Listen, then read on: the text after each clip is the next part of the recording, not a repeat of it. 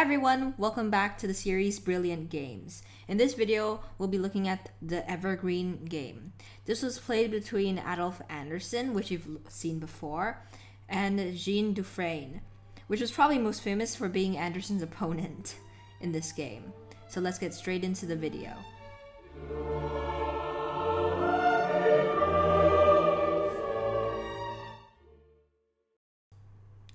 So Anderssen is white and Dufresne is black. Anderssen starts with e4, e5, knight f3, knight c6. So the king's pawn opening with e4, e5, knight f3, knight c6. This is very common. Bishop c4, the Italian game. Bishop is very active here, aiming at the f7 pawn. Bishop c5. This is all fury. And now b4. This is known as the Evans Gambit. This is by no means a crazy opening. The point is, after the bishop takes the pawn, there's c3, and the bishop has to get booted out. And then white gets quick development and a lot of central control. So it's by no means a bad gambit. In fact, if you really know this opening, it can become a deadly weapon. Anyways, Dufresne accepts the pawn, and now c3, gaining a tempo and preparing d4. Bishop a5.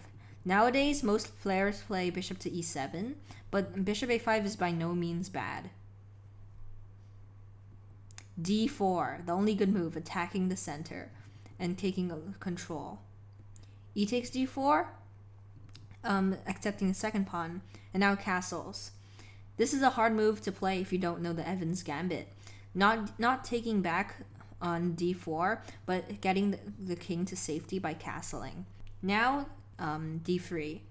So Dufresne is up 2 pawns, but in this position white is better. As you can see, the evaluation is plus 0.4.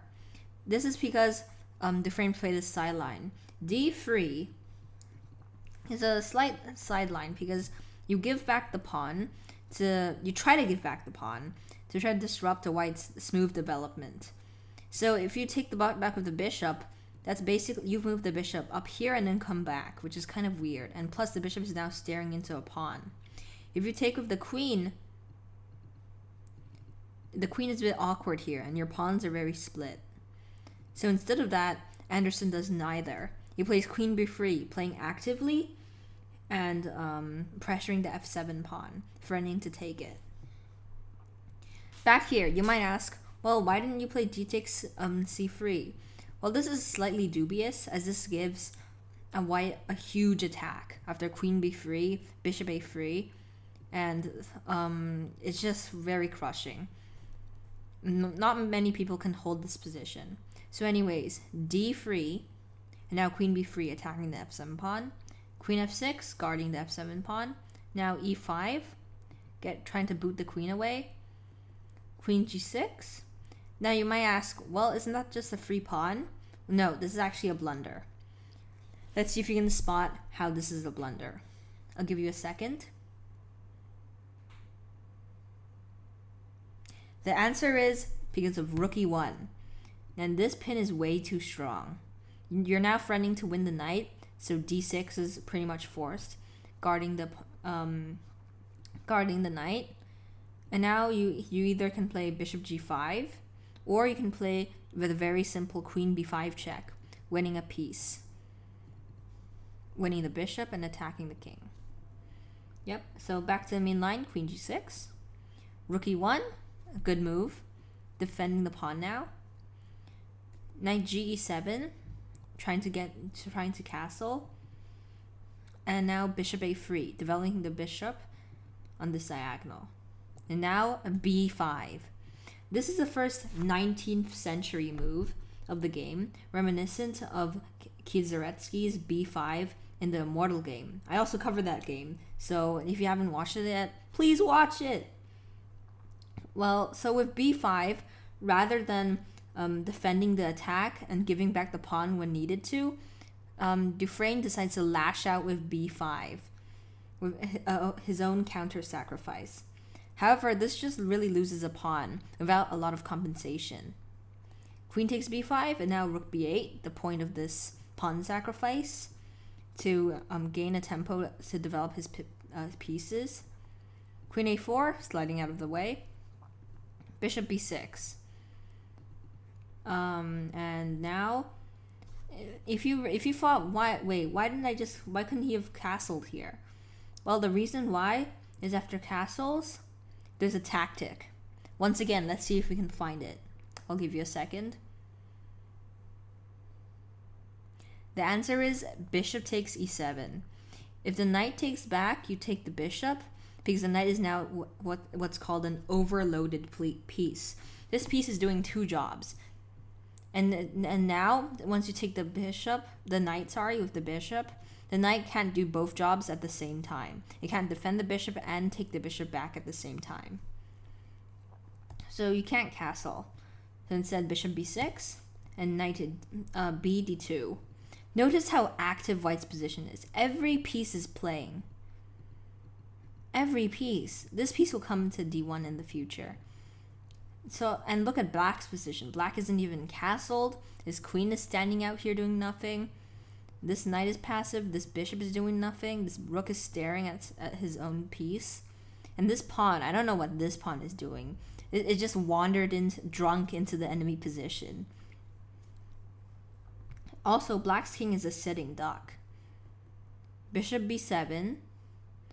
And now I'm really not sure why he didn't castle here. I mean, it makes sense to get your king out of the way, but bishop b7, this is the idea of sacrificing the b pawn to aim your bishops towards the king. Anyways, knight to e4. And now queen f5. This is the fatal mistake, the nail in the coffin. Black is now completely lost. A better move here would be d2, sacrificing the pawn back to gain some time. Anyways, bishop b7, knight e4, queen f5. And now bishop takes z3. He wins. Now Anderssen isn't even down any pawns, and he has a much better position. Queen h5. And now Anderssen plays sacrifice. Knight to f6 check. You can't move out of the way because you take the queen. So you have to accept it. And notice how the computer thinks that was a terrible blunder. According to because it thinks that there's no attack after the sacrifice. But we can forgive Anderssen for the sacrifice because he wanted to win in spectacular fashion. I mean, we can't get mad at him for wanting that. He's Anderssen. G takes f6, pawn takes f6, and now this knight is pinned. This knight can't move because it attacks. The king is on the other side.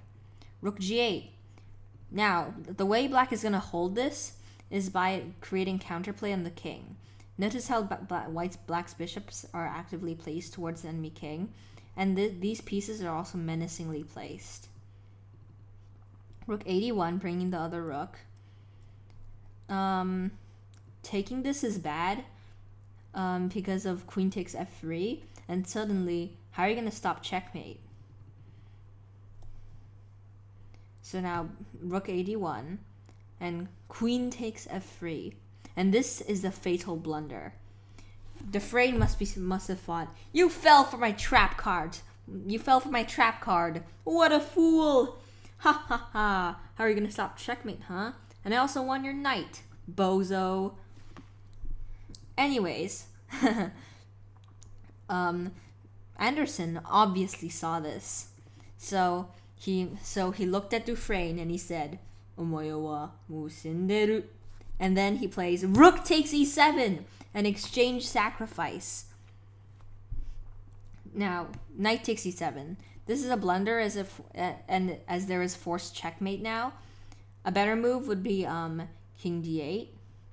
King f8 loses to rook e6 check, just picking up the queen. And so yeah, king d8 was the only move. And white is completely winning here, but he needs to find rook takes d7, sacrificing the rook yet again. If you take the rook, there's a checkmate again. So look, the rook came in, took a knight, and then took a pawn, both times sacrificing itself. White really wants black to take this rook, but white still refuses with king c8. So this is the toughest defense. White, of course, is still completely winning. Now, Stockfish gives another crazy line. Rook d8! It's like, if you're not gonna take my rook, I'm gonna force feed you it. Now you have to take the rook. If knight takes, then queen d7 check. What is this? Queen d7! Stockfish is sacrificing every piece. And now bishop f5. And wherever the king goes, there's checkmate on d7. So you can't take back with the knight. You have to take back with what if you take back with the rook? Well, now there's just you can just take the queen here. So you have to play takes with the king, and now you just win the queen here, and you're just up a queen. So anyways, after that really stupid line where white just force feeds black his rook. Well, back to the main line. Knight takes e7, taking the rook. And now, the spectacular finish. Queen takes d7! Queen takes d7! If king f8, sacrificing the queen. If king f8, then there's bishop takes e7, checkmate. So you have to accept the queen. And now bishop f5. This is a double check. So in double checks, black must move his king. There's no other option. If you go to c6, there's bishop d7 checkmate. If you go back to e8, there's bishop d7 check. If you move over here, if you move to d8, there's f takes e7. Ha ha, pawn mate. And now, if king f8, which was played in the game, then you have bishop takes e7 checkmate. Black's king is completely boxed in by this f-pawn, and the two bishops do all the work, checkmating the king. All the while, black never got to checkmate white on g2. This is just amazing. An amazing finish.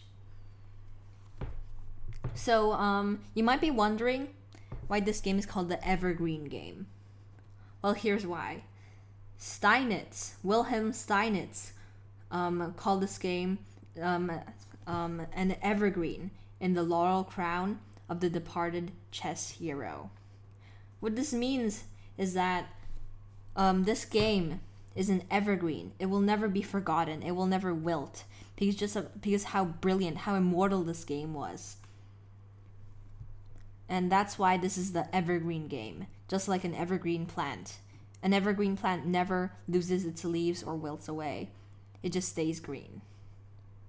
I hope you enjoyed this absolutely insane game. I guess what we learned from this game was Anderssen was a master of attacking. I mean, he's just insane. He plays these mind-boggling games.